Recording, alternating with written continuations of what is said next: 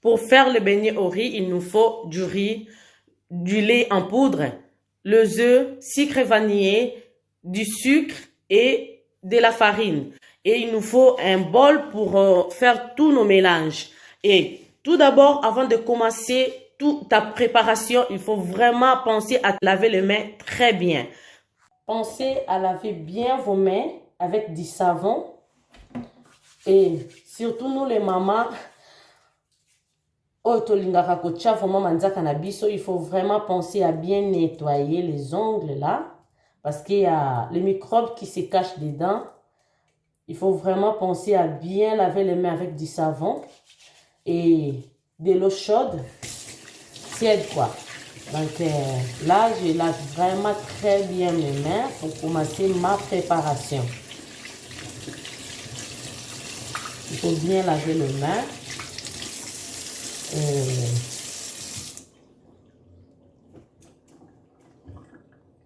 Bien rincer les mains. Il faut vraiment rincer tes mains avec une serviette bien propre. Comme cela, c'est propre. Et toujours rangé.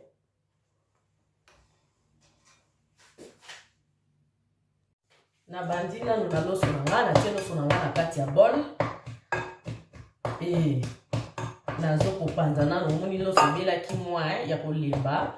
Du coup, il faut kopanzana ba mbuma wana et panzana avec je commence premièrement par mettre le riz dans un bol et le remuer un peu.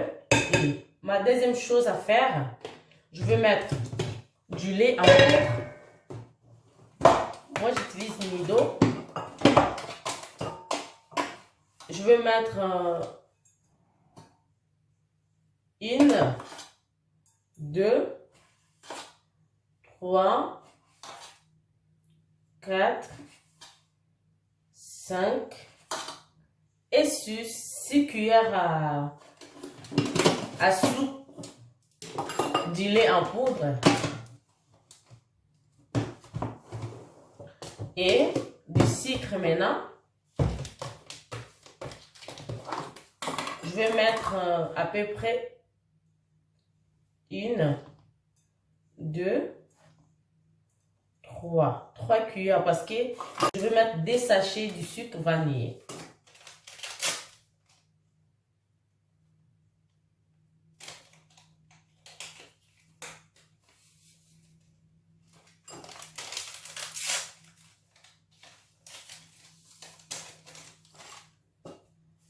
Et je vais mélanger.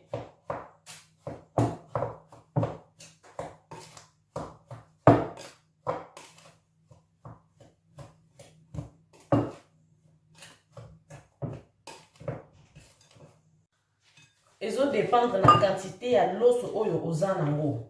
Gai l'os nanga quantité nango eza mingité.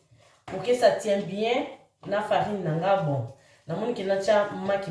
Tu peux mettre l'os peut que ça peut ébélé au CPK à 3 bon. Ça dépend. Déjà air tozo là qu'est-ce que ça donne?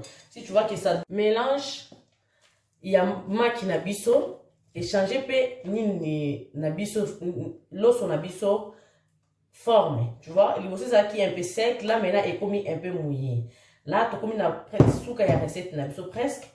Tu retiens ce qu'il faut farine, la kati ya mélange na biso. Pas beaucoup, il faut vraiment faire attention et les kate pour l'os na biso recette na biso eza mikate ya l'os. Donc l'os phase là vraiment présent na recette na biso. Donc mak eza pour nous permettre biso l'os akangama bien quoi. Mikate na biso mélange na ye a komi kilo ozomona. Oyo loso na biso nini asali ki akomisa ye kilo maki na biso nde totiaki maki et puis na farine na biso ndasali ki akoma boye et on mélanger si na point ki soka komi boye c'est bon pour na kosala ba forme na biso et là mélange na biso ça na kitoko. Donc na osenga ba maman vraiment na bolingo nzambe tosunga bandako na biso tobwakaka mingi tobwaki mingi baloso de fois ya la so etikali bongo au moins so eloko osala nango te otie na poubelle bana batiki baloso na basani donc gaspillage donc mpona koéviter gaspillage na bandako na biso donc totrouve recette mosusu parce que représente bana loso olambi boye mwana aoza intéressé parce que boyebi bana na biso na poto balingi mika te. Maintenant je vais donner de la farine. Ok, moi farine na yo moke na planche parce que c'est un peu collant, ils ont collé mon moke. Ok, farine na yo, planche na yo na episo bozo mona. Ok, farine na planche. Il faut toujours ba matériel na yo ezala propre parce que saleté eza malamu te. Vraiment du coup là